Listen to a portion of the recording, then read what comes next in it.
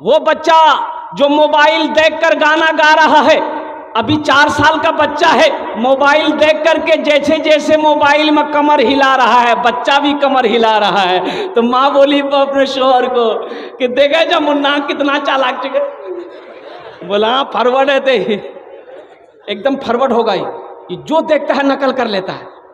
तो उसका दोस्त बोला कि फॉरवर्ड होगा, इसको प्रोफेसर बना दो। दूसरा बेटा पैदा हुआ, वो भी फॉरवर्ड, बोले इसको ऐसा करो वकील बना दो। और तीसरा बेटा पैदा हुआ, ये कहाँ का काना, ये एक पैर का लंगड़ा, जहाँ बैठा दे वहीं बैठा रह जाए, नाक से नेटा चूरा, मक्खी पड़ रही है। तो बाप बोला कि मेरा नाम डुबा देगा, पता नहीं क्या करेगा। तो उसका दोस्त बोला काहे नाम डुबाएगा, कुछ तो करेगा, मदरसा में भर्ती कर दो, मौलवी साहब बना दो। लंगड़े मौलवी साहब है थे। अब जरा ईमानदारी से बचाइएगा। वक्त गुजरता रहा, बाप का इंतकाल हो गया, एक बेटा प्रोफेसर बन गया, एक बेटा वकील बन गया, और वो लंगड़ा बेटा हाफिज कुरान बन गया। बाप का इंतकाल हो गया, सारे लोग जमा हो गए, तो जनाजे की नमाज कौन पढ़ाएगा, वकील साहब पढ़ाएंगे कि प्रोफेसर साहब पढ़ाएंगे? के पढ़े थे बोलो नहीं? वकील साहब से किसी ने कहा कि वकील साहब जनाजा पढ़ाइए,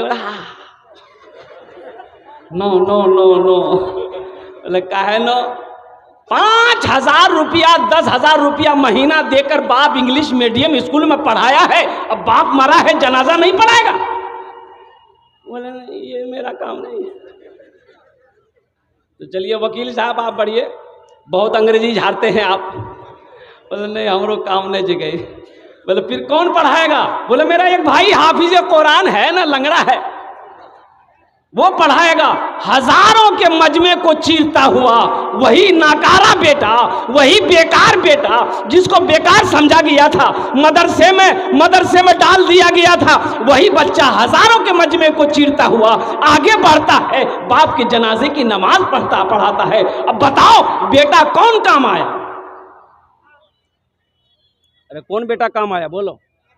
हम अंग्रेजी के खिलाफ नहीं है, अल्हम्दुलिल्लाह हमारा बच्चा इंजीनियर भी बने, डॉक्टर भी बने, प्रोफेसर भी बने, मास्टर भी बने, अल्हम्दुलिल्लाह मेरी दुआ है।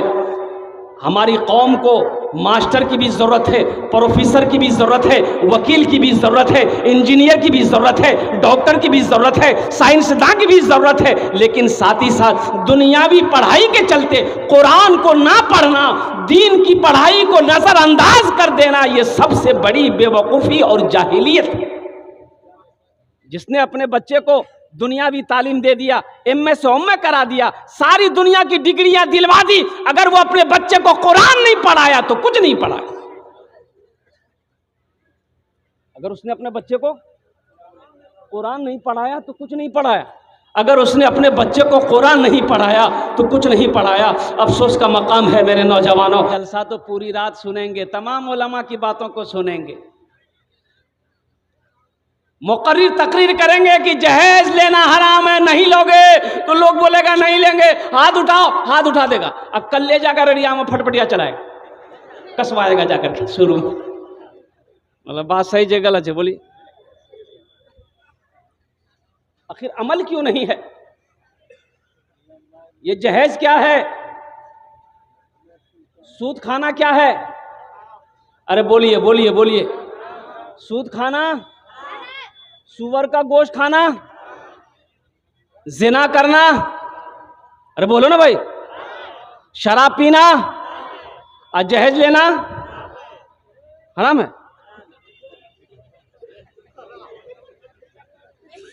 बोले नहीं एक राह है था। आज हमारी दुआ कबूल क्यों नहीं हो रही है? आज हमारे घर में बरकत क्यों नहीं है? बरकत क्यों नहीं है? लोग कहते हैं हजरत कोई ऐसी तावीज़ दीजिए कि घर से बलाएं दूर हो जाए, घर में बरकत हो जाए। बहुत पैसा आता, पैसा रुकता ही नहीं। तुमने तो बरकत वाली किताब को पढ़ना छोड़ दिया, अमल छोड़ दिया बरकतों वाला, तो घर में बरकत आएगी कहां से? घर में बरकत होगी कहां से? एक आदमी अपने भाई का 4 बीघा जमीन बेईमानी किया, 4 बीघा जमीन बेईमानी किया छोटा भाई का। छोटे भाई ने पंचायती बिठाया, मुखिया को बुलाया, सरपंच को बुलाया कि भाई हिसाब को पंचायती कर दीजिए, इंसाफ कर दीजिए, ये मेरा बड़ा भाई 4 बीघा जमीन मेरा बेईमानी कर लिया है। तो लोगों ने समझाया, मुखिया साहब ने समझाया, सरपंच साहब ने समझाया उसके बड़े भाई को, अरे छोटा भाई छो दादा। बोले नहीं, हम सबकी बात को मानते हैं लेकिन जमीन नहीं देंगे। तो माने कहां से? अरे माना नहीं दिया, नहीं दिया। हज का महीना आया, हज का साल आया, हज का महीना आया, हज का इरादा कर लिया, 4 बीघा जमीन बेईमानी किया, हज का इरादा कर लिया, सब पैसा जमा कर दिया। जिस दिन निकलना था घर से तो अब चले गए मदरसा शमसुल उलूम, आए कि हजरत से दुआ करवा ले, सफर पे जा रहे हैं, हजरत दुआ कर देंगे तो सफर आसान हो जाएगा। तो हजरत को इसका सब वाकया पता था कि पक्का बेईमान है ये, 4 बीघा जमीन बेईमानी करके बैठा हुआ है। तो हजरत से मुसाफा किया तो हजरत ने पूछा, बेटा कहाँ जा रहा है? बोला अल्लाह आपको पता नहीं है, हम हज में जा रहे हैं। बोला अच्छा, पीछे का मामला सब साफ कर दिया? बोला कौन मामला, हम तो फिटफाट हैं। बोला अपना भाई का जो 4 बीघा जमीन बेईमानी किया है। बोला अल्लाह हजरत, उसी को तो माफ कराने हम हज करने जा रहे हैं। अरे माफ होगा? अरे बोला ना माफ होगा। तो हजरत ने जवाब दिया, है नादान, तू एक हज की बात करता है, एक हज की बात करता है, अगर हजारों हज भी कर लेगा फिर भी अल्लाह उस गुनाह को माफ नहीं करेगा जब तक अपने भाई की जमीन को वापस नहीं कर दे। आज हमारी दुआएं कबूल नहीं होती है, आज हमारे घर में बरकत नहीं है। कुर्बान जाओ नौजवानों, बरकत वाली किताब को पढ़ना हमने छोड़ दिया है, बरकत वाली किताब को सीने से लगाना छोड़ दिया है, बरकत वाली किताब, रहमत वाली किताब को अपने आंखों से लगाना हमने छोड़ दिया है। ये बरकत वाली किताब। और सुनिए क्या कहना है, अल्लाह के नबी इरशाद फरमाते हैं, जिस घर में सूर्य वाक़िया की तिलावत हो जाए उस घर में कभी फाका हो ही नहीं सकता। किसकी तिलावत हो जाए बोलिए? सूर्य वाक़िया।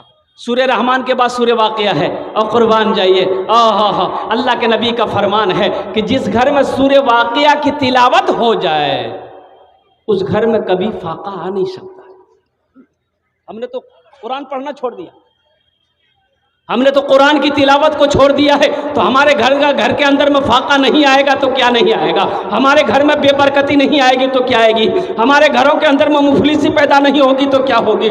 इसलिए नौजवानों, इस जलसे से एक पैगाम लेकर उठो कि आज तक हमसे भूल हुई है, हम कुरान की तिलावत नहीं करते थे, कुरान को छोड़ बैठे थे, कुरान को सीने से नहीं लगाते थे। इंशाअल्लाह इस जलसे से एक पैगाम लेकर उठो कि जो कुरान पढ़ने जाते हो जानते हैं वो रोज़ाना तिलावत करेंगे, और जो पढ़ना नहीं जानते हैं वो कुरान पढ़ने की कोशिश करेंगे। कितने लोग तैयार है? जरा हाथ उठाएं इंशाअल्लाह। अच्छा, ये हाथ बहुत जल्दी उठता है, लेकिन क्या बात सही है कि गलत है बोलिए?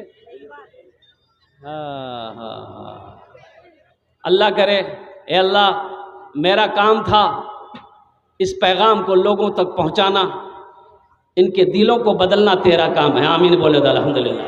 जितने भी नौजवानों ने, बच्चों ने वादा किया है अल्लाह कुरान पढ़ने का, जो पढ़े हुए नहीं हैं और जो पढ़े हुए हैं वो तिलावत से, या अल्लाह वो गफलत बरत रहे हैं, या अल्लाह उसे रोज़ाना कुरान की तिलावत करने की तौफीक अता फरमा दे। और हमारी माँ बहनों को भी कुरान की तिलावत करने की तौफीक अता फरमा दे। ए अल्लाह, सूद, रिश्वत, सूदखोरी, हराम ग़िज़ा से हम सब की हिफाजत अता फरमा दे।